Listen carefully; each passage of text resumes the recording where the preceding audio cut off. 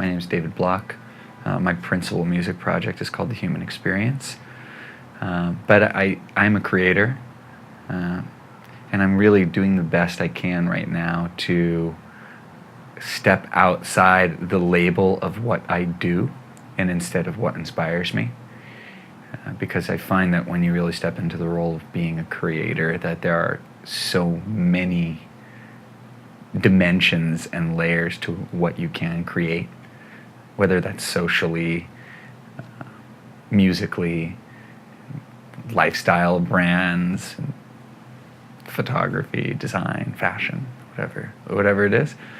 And I've always just loved creating, for the sake of creating, and for no other reason. Art for art's sake. So I'm creating quite a few things right now. I started a new lifestyle brand, two of them. One's called Startdust, and another is called Slow Down. One of them is a collection of artists who view creativity as our greatest human resource. Some pretty incredible visual, audio, and whole spectrum of what you can create for Slow Down. And Stardust is another lifestyle, fashion, art, design, jewelry, but also with the intention of that not just to look cool, but to really acknowledge that the fundamental makeup of your existence is stardust, and so much more than that.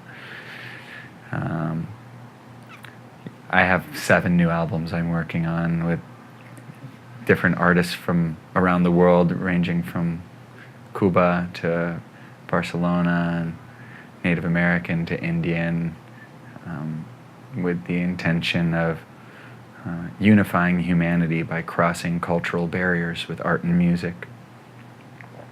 I'd say that's the overall purpose of everything I do, is to create really a shared sense of humanity and to speak that universal language, which I believe is through the arts. So that's what I'm doing. So what do I look for in a collaborator? It really depends on what kind of project I'm working on. I would say that it just really depends, right? If I'm doing something musically, I look for someone it's that spark. I usually feel a spark. I think that one of the things that humans do is we overthink. Everything is in our head, and we think that we only think with our brain, which is not correct. You think with lots of different centers, your genitals and your solar plexus and your heart, and the combination of all of these things, you make a decision. And so whenever I feel into collaborating with someone, if it feels good. It doesn't matter if they're famous or if they're very successful or they went to a good school or whatever their track record is. It's more of a feeling, and then it's what unfolds from those feelings is, do they have a foundation of openness? And I would say that would be the number one quality that I'm looking for in a collaborator, is openness. Because if you think you know everything, then you're going to usually have a shitty collaboration.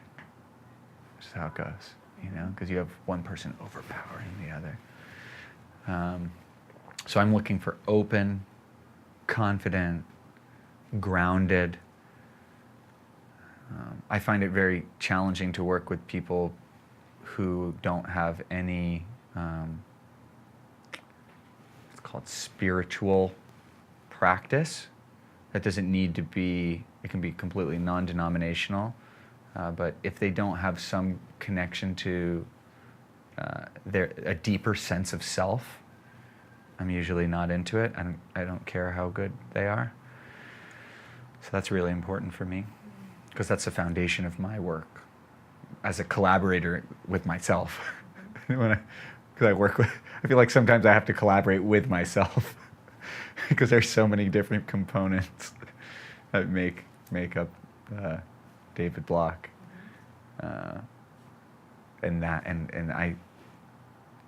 My spiritual practice is what grounds everything that I do and what makes it valuable for me. So, yeah, different every time. Long answer to that. Because spirituality is such a sensitive word, right? Because religion and it's like, what do you not talk about at the dinner table at the holiday dinner? Religion and politics. Just keep those away. And for me, that's the entire basis of my existence. So let's, I guess, define spirituality as a sense of awe and wonder. So I like to wake up with the sense of awe and wonder. I'm a very vivid dreamer. I have crazy, wild adventures around the universe every night. I remember my dreams in very vivid detail, and occasionally a lucid dreamer. And so whenever I wake up, usually it's, oh my, what just happened? And I feel like so many people just discount what happens in 1/3 of their entire living on Earth life, which happens in their sleep. And so they discount that entirely. And for me, I wake up with a sense of awe and wonder, like, ah. And I wake up and I listen to philosophy and lectures every morning in bed. My great teacher and guru's Alan Watts. So I listen to Alan Watts every day, almost, and just contemplate the majesty that is existence in our universe. And that's my spirituality. That's my practice. My practice is simplicity, humility, and gratitude. It's self-inquiry. It's taking the time to just recognize that there's incredible beauty all around us, and that's what I think the great masters were trying to point at, is that the seat of the soul is inside. This thing that's inside of you is your God self is in all beings and all things, and we just forget that because we get so caught up in thinking that Botox lips look good, and we're living McDonald's life. It's McDonald's of food, the McDonald's of music. I mean that in a pejorative way too. This is what we're doing as a humanity right now. Is we're making McDonald's decisions. And we're living in McDonald's living conditions. And not everyone. You have places like Assemblage, and this is where we've had enough. Had enough of being cogs in the wheel. We've had enough of living with an archaic education system that breeds humans on an industrial model that was built in the 20s that we've evolved out of years ago. We've had enough of that. We've had enough of McDonald's. And so I think part of what is spirituality for me and how I wake up and embody it every day is understanding the principles of yoga, which doesn't mean stretching. It means union. Yoga doesn't mean asana all day, every day. You don't need to be doing this and this for it to be yoga, or for that to be meditation or mindfulness. It can be in every action that you take, every conversation you have, more eye contact, more listening instead of waiting to talk. That's how spirituality can show up in New York City, which is different than if you're living spirituality in a cave in India. I wake up and I start working right away, which is actually a habit that I'd like to change. I've managed to still integrate my asana practice, breathwork practice, my meditation practice, and listening to philosophy. But sometimes the first hour is actually, I wake up and I have odd schedule because, Well, because I choose to, and I do music, and often I'm up till 6 in the morning in the studio, and I have people from all over the world come and stay with us, or I'm staying all over the world, one of those two. So there's no circadian rhythms. And I would say the thing that keeps me most grounded is ultimately coming to that philosophy, but sometimes it's not the first thing that happens when I wake up. Sometimes it takes an hour of answering 20 emails and a conference call, while I'm naked lying under the sheets. But ultimately it gets to, and that's the grounding. That's the start of the day. I feel like sometimes the other things that happen are like step 0. The day starts with philosophy. It's really interesting. I listened to a presentation with Alan Watts talking to Bertrand Russell, who's another great philosopher, mathematician. And he's asking, well, why is philosophy important? And he's, that's interesting, because that's changed over time, but much of what was once philosophy is now science. So you can think of philosophy as exercise for your imagination. I was like, oh my God, it changed my life. That's exactly what it is. We know that we need to exercise our body. Otherwise we become fat and full of McDonald's. We know that. That's proven now. If you told people that they needed to exercise their body and they were in the 1940s, and you were like, I'm going running, they'd be like, running from what? What are you running from? If you told them, no, I'm running because it's good for my heart, they'd be like, you're on some good drugs right now. That sounds insane. We now know that it's really good for you to exercise your physical body. But how often are we exercising our imagination? We're not.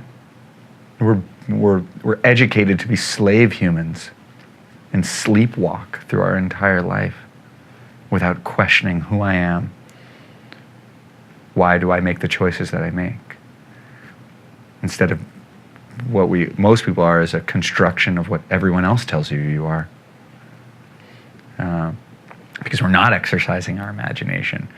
And what's so beautiful about philosophy is that it really is that, because you're thinking, you're like, wait a second, what was before time? I mean, there's no answer to that, by the way, which is so beautiful. It makes, Einstein said it's like, what makes science so beautiful are the unanswerable questions.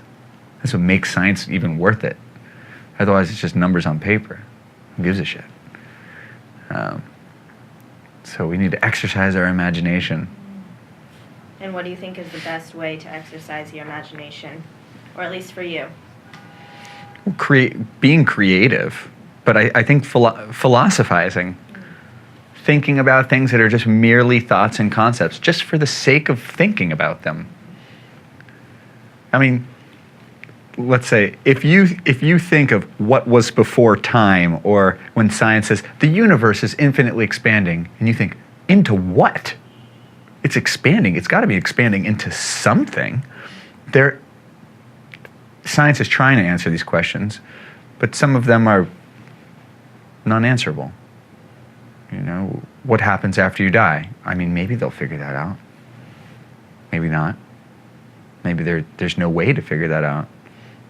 But I think that just those ideas, that's your best exercise for your imagination. Starting to think and question what you've been told. And people don't even take that step. It's not rocket science. I mean, we live in the age of information. 100 years ago, discovering some of this philosophy, it was like you had to like climb in the Himalayas and like find a sadhu like sitting in a cave, and like then you would wait outside his cave for 3 months in the snow, and maybe he would teach you one asana, maybe, if you made it. That's not how it is anymore. This is one of the most incredible times to be alive. Information at your fingertips. The greatest wisdom in all of our humanity from Taoism to Confucius in China to the Tantra and yogas in India to Western philosophy. You have everything now. But most people don't even take the first step. So the first step in like going to the imagination gym is just self-inquiry. Just for the sake of self-inquiry. For no goal, not to arrive anywhere. The journey is the destination. We know that phrase. So just to really believe that, and just to enjoy saying like, oh, I wonder what time space is made out of. Maybe I should dig around. And then just see what happens, by exercising your imagination through philosophy, through self-inquiry. You might just invite the muse into your life. It's like there are two components major components at least, to creativity.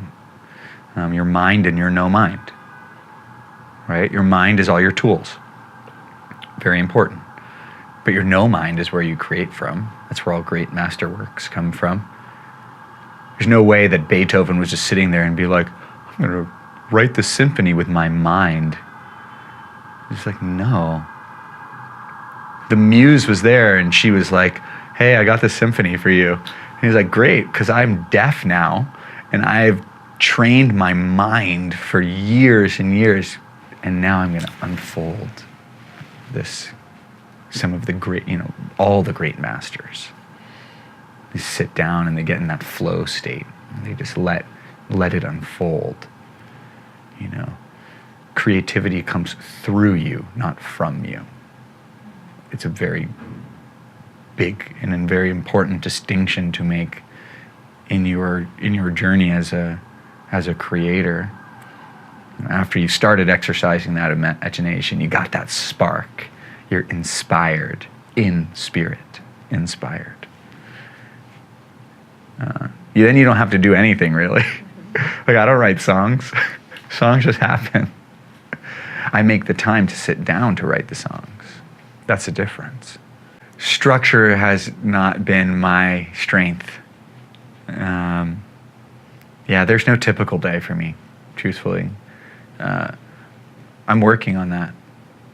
Those have been my growth edge, pushing my growth edges of like how to really have some kind of regularity I travel 300 days a year. I've been traveling that much for 10 years. It's 3,000 days over the course of the last 10 years, literally, to 30 plus countries and, almost 1,000 concerts. So finding regularity can be challenging for me. Finding any regularity on diet can be challenging for me. Routine, sleep schedule, creative time, creative space, all the things that humans really love. Safety, stability, security. I don't have those things. In what typically people would call safety, stability, security. I get spontaneity and adventure. That's my trade. But it's been, I'd say that the foundation is that awe and wonder, living yoga. It's also been through asana, the postures of taking care of my temple, my fleshy spacesuit, taking care of that, eating consciously, being grateful when I sit down for a meal, pray to my meal, be grateful that there's like, I think, what is it? It's like 60 million refugees, something like that, between 10 and 60, a lot. There are a lot. It's incredible. We just shovel sustenance into our face hole, and like we don't even pay mind that someone farmed that food, for now at least, until we start growing it in labs. But Someone farmed that food. Someone cooked that food. Someone drove that food. So it's simple things like that. And I find that it's more like, it's larger principles which ground me, because I don't have a regular day. You know, I coach clients, I consult, I do creative direction, I write music, I'm a designer, and more it's a really valuable phrase that my mom's fiance now said to me. I was having a really challenging moment. I was like, I just don't know what to do. And I hear in the background, he goes, sounds like you're trying to push the river. I was like, what do you say? He's like, sounds like you're trying to push the river. And it was, I had something in my mind. We have those moments where it's like, click. And that sits with me every moment of every day now, of when I'm trying to push the river, just being aware of that. Instead of letting things go where they're gonna go. That doesn't mean you're just passive and you have no direction and you're just like, I'm just gonna let everything unfold in the way. But it is, I'm gonna let everything unfold. And I'm gonna have as much direction and purpose, my masculine, and I'm gonna do the best to balance that with the other aspects of my feminine, my being receptive, being in flow. So how can I be completely in flow, but with direction and purpose and focused and driven? And then the day just unfolds in great ways. You know, you never know what's gonna happen. It's a surprise, more awe and wonder. You said that there are some principles that guide you. Are there specific ones, or? I'd say the childlike wonder. If you want to enter into the kingdom of heaven, you must return to being like a child. Jesus. You know, they've all said this. Every great sage and enlightened master. It's that childlike wonder. It's celebrating diversity instead of prejudice, racism, sexism, classism. It's celebrating what makes our humanity so beautiful, is that we're so different. So, you know, I'd say some of my pillars, forgiveness over resentment. Resentment only hurts the person who's doing the resentment. It literally does nothing good for you. Thank you, Mama. So, forgiveness over resentment, celebrating diversity, childlike wonder, unconditional love and compassion. Compassion for the people who you really dislike their choices and decisions. I'm sure we can think of a couple in politics right now. And just understanding that maybe they didn't learn to love the same way that we might have had the opportunity to love. But those would be some really solid pillars. Simplicity, you know, humility, gratitude. You know, it's impossible to be angry and grateful at the same time. You try. Not possible. Not possible. You could say, like, I'm feeling grateful, and you could oscillate between those two really quickly. And you can oscillate between grateful and angry. But you can't hold those two in your heart at the same time. So just practicing those moments of, like, I'm so grateful. I can walk. I can breathe. I don't have any major illnesses right now. I have a family. I have community. I have tons of struggles. I have a really hard time. I have an existential crisis once a month. Part of being a philosopher, I guess. You know, I have a lot of challenges, but just to remind myself to be grateful for what I have. And to figure out how I can uplift other people's humanity. How can I share and inspire other people so they can be inspiring for other people? Because we had a world full of people whose focus and goal was inspiring other people to be inspiring, we would not be in the shithole that we're in right now. With an island the size of Texas made of plastic, destroying our coral reefs, cutting down forests to make more crap. Why would any sane person make the choices that we're making? They wouldn't. So that's why I believe that mindfulness is what would solve all of the UN's goals. Mindfulness solves all of humanity's challenges, because we have too many to address. If you want to address world hunger, good luck. You want to address plastic and garbage and education and an endless list of suck that we've gotten ourselves into, good luck. How can you address it? How about addressing at our core why we make the choices that we make, and watch all of those poor choices disappear on their own? If we had mindfulness as a pillar for education worldwide, you would have none of the problems. You had openness as a pillar and said, like, oh my God, you love Jesus Christ? Well, great, I love Muhammad. That's awesome.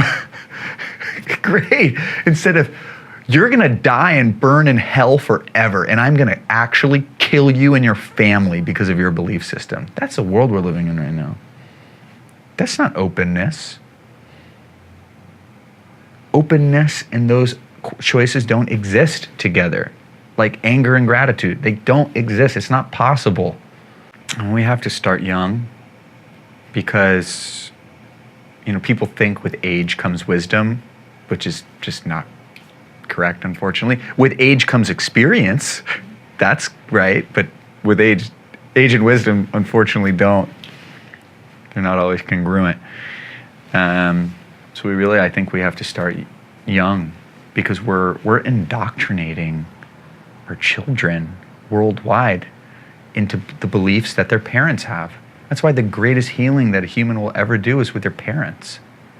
Maybe there are other things in their life, depending on what your circumstances are, but very often the greatest healing that we have to do is with our family, because that's where we learn how to love or how to not love. So we need to start young, because you learn more in the first 2 years of your life. You form more neural pathways, and then the rest of your life combined. So it's no surprise that it's really challenged to deprogram someone who's had 18 to 50 years of programming. And they're doing a really good job at brainwashing us. There's the best minds in the world focused on brainwashing humanity right now. That's where we're at. The most brilliant, strategic minds on Earth are focused on keeping humanity asleep. So don't feel, if you're watching this interview, don't feel bad that it's hard. Hard for me. And I work on this every day. I think it was hard for Jiddu Krishnamurti, who's one of the most brilliant minds of our generation, still struggling. Hard for Alan Watts. Hard for all these great masters. Because there's this force in the universe. Well, it's from, just quoting like this book called The War of Art. Read that book. Called Resistance. All the universe works as in pairs, yin, yang, bad, good, happy, sad, space and form. None of those in the material plane can exist without the other. You can't have form without space. Otherwise, you would have there would be no boundaries. You can't have happiness without sadness, because how would you know you were happy? They define each other. That's how reality works, right? Because you can't have one without the other, right? So But we don't even think about that. We're on McDonald's right now. Yeah, we're eating garbage. So we're putting out garbage. It's like my mom said, garbage in, garbage out. What do you expect? So, people have been programmed for 20 years of their life. We need to hit them when they're young. So their belief system, their internal compass says like, wait a second. Those are bad choices. Not bad, but those are choices that are harming my planet, my home. I'm a guest here. How do you act when you're a guest in someone else's home? We're guests on this earth. It's a privilege to be here. Look at the great mother, your earth, and all that's provided for you. Clean water. That could not be around for much longer. A lot of people are like, no, whatever. Maybe not. It's like, not maybe not. You're not going to be able to get anything out of the ocean in 15 years or less if you don't start making better choices. This all starts with education, because a lot of people don't know. I lived in Guatemala, and in a Mayan village, and when I was living there, there's garbage everywhere. But how could you blame them? They've been eating off the land forever. They don't know that a Cheetos bag is not a banana peel. Now that seems like common sense for a lot of people, but that's because you learned that. It wasn't like intrinsic knowledge that you're like, oh, this Cheetos bag is, first of all, I shouldn't be eating these anyway. Second of all, if I throw it on the ground, that it's not just going to disappear like a banana peel. Why not? It's food.